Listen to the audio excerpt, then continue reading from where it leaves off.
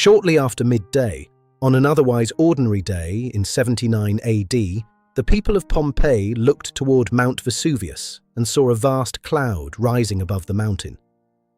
Ash began to fall.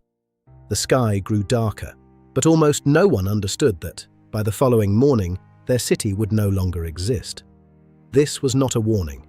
It was the beginning of a catastrophe that would freeze time itself. Why did so many remain inside Pompeii when others had already begun to escape? To find the answer, we must go back to the final ordinary day of a city that believed it was eternal. It is the morning of the eruption. Pompeii is a jewel of the Roman world, home to 20,000 people, a bustling hub of trade, culture, and Mediterranean luxury on the Bay of Naples. In the bakeries, the morning's bread is already in the ovens. Over 80 shops serve a population that expects routine. It is an active city filled with noise, trade, and the smell of grain. At the public fountains, neighbors gather to trade gossip. Pompeii is not a frozen monument. It is an active city filled with noise, work, arguments, meals, and the simple beauty of daily routine. The stone-paved streets are narrow and busy, worn down by iron-rimmed wheels. It is not a city of pristine marble, but a place of noise, dust, and vibrant routine, inhabited by people going about their day. Inside the great villas, life is refined. Pompeii's famous frescoes adorn the walls, vivid depictions of mythology that reflect the city's immense prosperity and the sophisticated tastes of its leading citizens, who live in luxury. But parts of the city are still being repaired. A major earthquake struck the region years ago, and many structures are still under reconstruction. The city has survived tremors before. They are part of life. Pompeii was not a silent museum, but a living Roman city. It was a place of work, arguments, meals, and ordinary routines. People went about their business, entirely unaware of the mountain looming above. Mount Vesuvius looms over them as a fertile protector, its slopes covered in the vineyards that produce the region's famous wines. To the Pompeians, it is a mountain, not a threat, a silent backdrop. The city had survived earthquakes before. For many residents, another tremor was unsettling, but not yet a reason to abandon everything. They did not know the tremors were warnings of a far greater danger. The first warnings are felt by the animals. Evidence suggests that dogs began to howl at the peaks and horses became unmanageable in their stalls. Inside the houses, dust falls and cups vibrate. Earthquakes were common enough in Campania that many people may not have understood the danger. Residents likely believed this was another minor event, unaware that the magma chamber below was reaching its limit. Cracks from earlier quakes were already being patched, and it is possible that the residents believed the worst was behind them. They continued their routines, unaware of the immense pressure building beneath their feet. Without scientific understanding of volcanic activity, the shaking ground was simply an annoyance. They had no way of knowing that the mountain, silent for generations, was preparing a catastrophic blow to their world. Then, shortly after midday, the mountain explodes. A colossal column of ash, gas, and volcanic rock is propelled 20 miles into the stratosphere. In a terrifying instant, Vesuvius has finally awakened. From across the bay, the cloud looks like a Mediterranean pine tree, a long trunk of smoke spreading into wide branches. The towering pillar of debris begins to cast a shadow over the entire region. The geography of the disaster is clear. While Pompeii lies in the path of the fallout, the entire bay is affected. From Herculaneum to Misenum, thousands of lives are linked by this single catastrophe. At Misenum, Pliny the Younger watches in disbelief. He will record the only eyewitness account of this catastrophe, providing the scientific description of what modern volcanologists now call a Plinian eruption. Scholars continue to debate exactly when this occurred. While tradition points to August, modern evidence, including autumnal fruits and heavy wool clothing found on victims, suggests the eruption may have actually occurred in late October. By mid-afternoon, the first phase of the eruption has begun to bury the city. White pumice stones, light as cork but falling with relentless force, rain down on the streets and courtyards of Pompeii.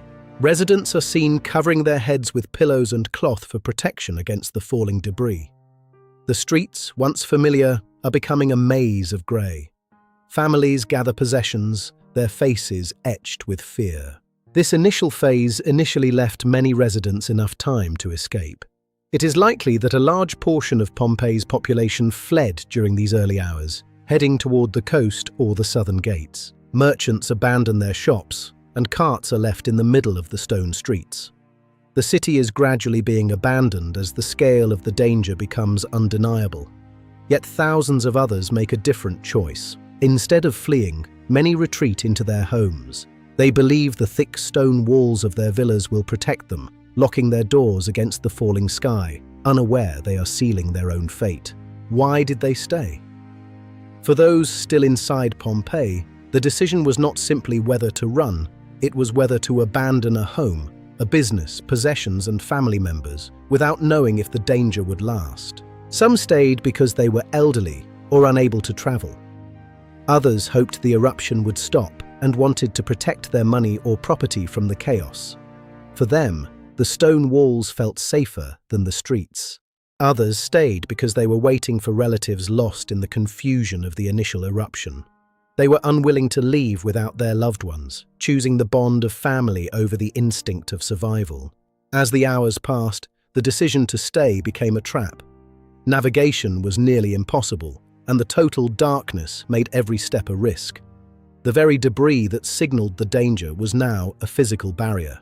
For those still inside Pompeii, the decision was not simply whether to run. It was whether to abandon a home, a business, possessions and family members, without knowing if the danger would last another hour or another day. By late afternoon, the weight of the accumulated pumice is measured in tons. Tiled roofs, never designed to hold such a massive burden, begin to groan and fail. The sound of cracking timber echoes. The first deaths in Pompeii are not from the volcano directly, but from the city's own architecture. Roofs collapse, crushing those who had sought shelter indoors, believing their homes would be their sanctuary. Doorways are blocked. The sound of the disaster is one of muffled violence. The click of falling stones, the crack of breaking wood, and the distant, desperate shouts of neighbours trying to force open blocked doors in deep pumice. Across the water at Misenum, Admiral Pliny the Elder, a renowned Roman author and naturalist, observes the unusual cloud. What begins as curiosity soon turns into a rescue mission after he receives a desperate plea for help. Pliny turns his journey into a rescue mission, launching the fleet to save the coastal towns. He is a commander who refuses to abandon his duty, even as the sailors face a storm of falling ash. His ships are pelted by hot ash and stones as they sail closer to the disaster. The sea is sucked back by tremors, leaving them stranded. Yet Pliny remains calm, dictating his observations into the storm. Unable to land at Pompeii, Pliny sails to Stabiae. His attempt to rescue the inhabitants demonstrates that the disaster affected the entire region around Vesuvius, bringing Roman order to a world that was falling apart. Back in Pompeii, the night is a long, agonizing wait. The city is plunged into a darkness Pliny described as blacker than any ordinary night. The only light comes from the terrifying, distant glow of the mountain's crest. People search for family members by the light of torches. Ash is entering the rooms, and abandoned belongings trip every footstep. Frightened animals run through the dark, their cries lost in the wind. By the early hours of the second day, the fall of stones begins to slow. Some survivors believed the worst was over, that the gods had been appeased. They were tragically mistaken. The greatest danger was still moving toward them. At dawn, the eruption column finally collapses. A wall of superheated ash, volcanic gas and debris, a pyroclastic surge, is released, surging down the mountain's slopes at over 100 miles per hour. It is a ground-hugging cloud. These surges are fast-moving clouds of superheated gas and ash. Unlike the slow fall of pumice, this is an instantaneous killer. The turbulent air levels walls and extinguishes all life in its path. Nature at its most violent. It is over in seconds. The surge is lethal, reaching temperatures of 500 degrees. It overwhelms every living thing in its path, burying the residents in a final, lethal layer of ash, sealing Pompeii forever. The final moments are marked by abandoned lamps and empty streets. The silhouettes of the fleeing disappear into the ash, and personal objects are left where they fell. A sudden darkness, and then a silence that will last for millennia. By the next morning, the geography of the region has been permanently altered. The coastline has shifted, and Pompeii has vanished from the map, buried under 20 feet of volcanic material. Where a vibrant city once stood, there is silence. Roofs and towers are barely visible through the thick volcanic material. The landscape is unrecognizable, an altered world where the landmarks of Roman life have been erased. Silence reigns over the bay. Survivors returned to the site, but as the decades turned into centuries, the city was gradually forgotten. It disappeared not just from the earth, but from memory, waiting nearly 1,700 years to be rediscovered. When excavations began in the 18th century, they revealed more than just ruins. They found a world frozen in time, houses, frescoes, food, and even the graffiti of ordinary people, preserved perfectly by the ash. In 1860, Giuseppe Fiorelli discovered that the bodies of the victims had left hollow spaces in the ash. By carefully filling these voids with plaster, archaeologists brought the shapes of the victims' final moments back. These famous casts are not the bodies themselves, but records of a tragedy. They capture the echoes of final human choices, a mother clutching a child, a man shielding his face, preserving the human story without sensationalism. The process is scientific and respectful, aimed at understanding the lives lost rather than sensationalizing their deaths. Each find is a piece of a puzzle, a way to reconstruct the final hours of a lost people. The importance of Pompeii is not only the tragedy. Its preservation allows us to understand how ordinary people lived, worked, and worshipped in the first century. It is an extraordinary record of a world otherwise lost. We see their political graffiti, their food remains, and the personal messages they scratched into the walls. Pompeii allows us to walk in their footsteps and understand the everyday routines of a lost civilization. It is through these details that the city comes alive again.